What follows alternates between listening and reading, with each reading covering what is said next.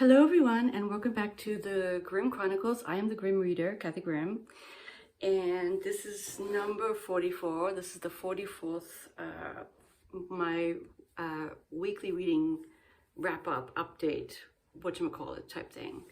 And so this morning, I do not know what possessed me. I decided to post to YouTube these very slipshod, very off-the-cuff little slideshow videos, as I call them, that I'm making for my asynchronous fairy tale students in the class that they're taking. And, you know, I just want to preface it with, I had barely had my first coffee. I'm kind of working, I have no time to do these and to prepare them, and even to make the slideshows look a little bit more snazzy, because I know this particular one has been around for quite a while from my teaching career, and I've kind of cobbled it together, and it's just it's not as picobello as it could be, but it does capture the kind of things that I'm trying to get across to this. It's a gen ed class, it's 200 level, it's a very low level, it's undergraduate, and so these are people who not only probably don't know much about romanticism or even any kind of literary stuff. I mean, it varies, but in general, you know, what do undergraduates who are not majoring in anything know about literature? And so it's pretty basic is what I'm trying to get across, but also kind of true to first of all, to the class, fairy tales, and also just, you know, to the spirit of the movement. And so that's what that was. And I thought, what the heck, I'll throw it up there. You know, I have quite a few of them, and this is a kind of overarching one to do with European romanticism, because it's sort of it leads into a type of, or one of the fairy tales that we talk about, a literary fairy tale, a Kunstmärchen. Okay, so my reading, I did finish David Copperfield, and so wrapping up that, so it definitely is a 5-star read, and it's sort of like a super canonical piece of literature, but and the ending was actually quite satisfying. He finally ends up with the person whom he should have been with all along, in a way, and the resolution is not bad. Was there something else? It's been a while since I finished it, so I'm kind of trying to revisit it off the cuff here. I do think there are certain passages were better than others. The beginning is amazing. I mean, when he's, you know, if we think of it as a rise and fall tale, the first fall is in a way the most interesting and most.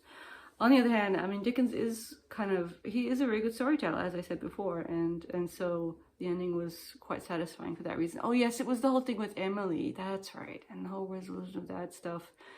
And okay, so the one thing that I am not down with is the fact that Copperfield, and I think I said this in my review on Goodreads, he's too forgiving of well, first of all, of the love of his life, which besides the woman is Steerforth, which I just don't get that at all. Steerforth is just an awful person, but to the end, he seems kind of to be enchanted by him, even though Steerforth did Emily wrong and all that stuff. It's like, well, what up with that? And even there's another, it was Traddles, his friend, and then he gets married to Sophie, and then they have this spoilt sister, almost another kind of fairy tale-esque character, who they both dote on, and he seems to think that's okay, that this spoiled daughter or sister is waited on by these two, instead of them just kind of. I just don't like that. I didn't like that part of it. I don't know if it's Dickens or what's going on there. I'm not quite sure what that is about. So yeah, I did have some quibbles with how some of the threads were kind of tied up at the end, but in general it is a marvelous novel and we should all read it. And Trollope is going slowly because of time and busyness, but I'm still enjoying it. And this one the cad character is kind of Trollope is definitely drawing it out. So the poor woman that he has wronged, I haven't even reached her finding out. She's still kind of, for chapters and chapters, she's still like, we don't know how she's reacting. But of course, at some point, we're going to see how she reacts. And in the meantime, the cad is getting himself in all kinds of trouble. It is kind of delightful to watch this happening. Trollope is very good with, like the bad people just kind of keep doing stuff and you watch it happening. It's like a train wreck and it's fascinating and it's good. And so, I guess part of why I posted the little video was to sort of give you a hint of what I'm spending my time doing, which is stuff like that. It's like the tip of the iceberg of what I'm doing. And I'm actually reading a lot of undergraduate stuff, undergraduate writing, people who are not familiar with writing, who are not familiar with these texts. And on the whole, I'm actually pretty encouraged by what so teaching asynchronously is interesting because you develop a different kind of relationship with these students through their words, through their correspondence, so to speak. I don't know them. I don't know what they look like. And so I'm really just getting to know them through their journals and through their opinions. And in a way, I kind of like that. It's sort of different from, because of all the visual stuff is not there, you really just kind of are interacting with a mind.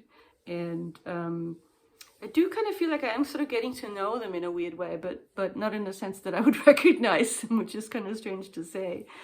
But and I'm pretty impressed with a lot of them have really good thoughts. I mean, that the writing varies, but they all seem, most of the people who are actually doing the work and doing the readings, they're doing what I want them to do, which is to read and reflect on these texts. And that's basically it for this asynchronous, and it is a pretty fast pace.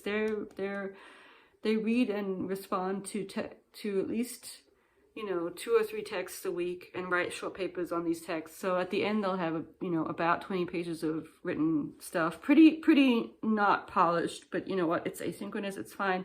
I want them to reflect, and some of them really have understood the reading journal. So they'll say things like, this was a hard read, this was difficult for me, I was annoyed with this reading. Like, they really are giving me their responses to the reading, which is kind of what I wanted. And if other people do other things, that's fine too. So in general, I think it's going okay. It is a lot of grading. It's basically only grading and interacting with these texts. And so I have to sort of psych myself into doing that. And it's not too bad. Anyway, so that's what I'm spending my time with. And so, of course, I'm not going to tell you about what I read there. But that's my reading right now. And so I'm not doing nonfiction, because of all the busyness. And I'm just not feeling it right now. I do have a small pile of books that I might start here that I'll just show you briefly. And it's a pretty haphazard pile, but I want your opinions on any of these people and writers, if you like them, if you hate them. So these are from this is from my shelves that I just picked up. The first one that I was kind of intrigued by, I did kind of get started and I liked the first sentence or something, is Iris Murdoch, who I don't really see mentioned a lot on the YouTubes, but that's probably just because I haven't really looked for people talking about her. I've only read one other Murdoch and I enjoyed it, but I didn't love it. And this seems like it might be interesting. It might be sort of something I can just fall into. And she's interesting because she's such a sort of philosophical writer. Do we like the Murdoch? What are ones you can recommend? Have you read this one? That's one. Next up, we have a book that I have always wanted to read, not just since Emmy's big channel fame talked about it, but I got this nice copy of Snow Country by Kawabata, Japanese writer, Nobel Prize winning writer. Oh, and that reminds me of the book I did start on audio. Gosh, I almost forgot. Anyway, so I'll talk about that in a minute. So this one is another option. And I am sort of picking up some books that will hopefully be a bit of a quicker read, because my tally for the year is embarrassingly slow, considering I think of myself as a booktuber to a certain extent. I'm nowhere near my goal, which is a book a week, which I guess maybe it's just a little bit too much for me at some weeks, especially if I read things like Recognitions or Anna Karenina or, even David Copperfield. Or even The Stand, or the 2 Ericksons that I've listened to this year. Long books take me longer, of course, it makes sense. So this one I did kind of pick up because I'm interested in it, and it's short, and it's Turgenev. I have not read Fathers and Sons, so I'm interested in this. Look, I can manage that in a week. Well, a little bit over a week. Have you read Turgenev? What do you think of him? And I know this is I'm pretty sure this is still 19th century, so I'm kind of like still drawn to the, not Victorian, but the 19th century in general. This is really short. This starts on right, I mean, it's even shorter with the introductions. And I do love these editions, and I love the painting, which is an Italian painter from 1895. Lovely cover. And then I thought, you know, something sort of lighter, you know, a nice, I picked up this crime novel based on other people's recommendations. So maybe I will start this one just for something completely different. Attica Locke's Bluebird. So maybe I should do it like, you know, tell me which one I should read. And or you know, which one you would pick up first of these ones. So yeah, and that brings me to the audio that I did start after Copperfield, which is Ishiguro, Clara and the Sun. So the strange novel about these, I guess, what does AF stand for? Artificial friends, I guess. These robots, androids who are bought by people to be friends with their children. For reasons that are not completely clear. It's futuristic, and one thing about the robots is that they are made to think that they get nourishment from the sun. I'm not sure if they really do, but that's what Clara seems to think. And so it's all from the consciousness, in quotes, of this android. The whole novel so far is just her explaining how she views the world, and the way she views things are these visual squares, kind of like android-esque squares of vision, and then things come up into the squares, and it's compelling, or at least you want to keep listening to it or reading it, you know, reading, because it's Ishiguro, and you just kind of like, he pulls you in and he pulls you along, and you want to find out what's going to happen, and you're not completely clear about what's going to happen. Just like The Buried Giant, which so far I would say I still prefer Buried Giant, because I really did like the sort of the fairy tale-esque medieval aspects of Buried Giant, the fantasy aspects of it. I thought were very interesting, very, very well done. And this is more like a modernistic one. And so this will only be my third Ishiguro. I've listened to Remains of the Day, and to be honest, I've only listened to them. So I feel kind of bad. I should read one of his novels at some point. So yeah, Clara and the Sun, have you read it? Are you Ishiguro fans? It's really interesting, and she's been bought, and she's in the family, and there's something going on with the daughter who bought her. The daughter that bought her is ill.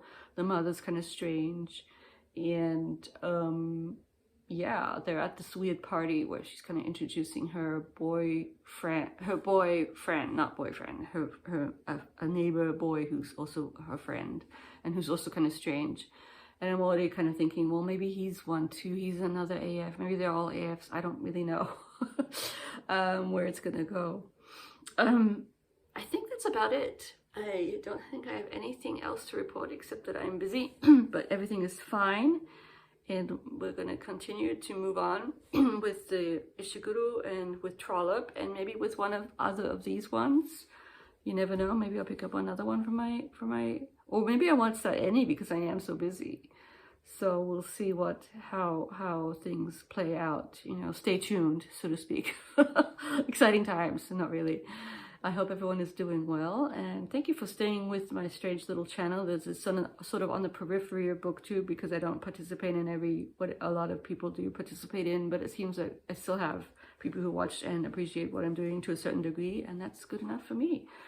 Yeah, take care, and I will talk to you next week. Bye.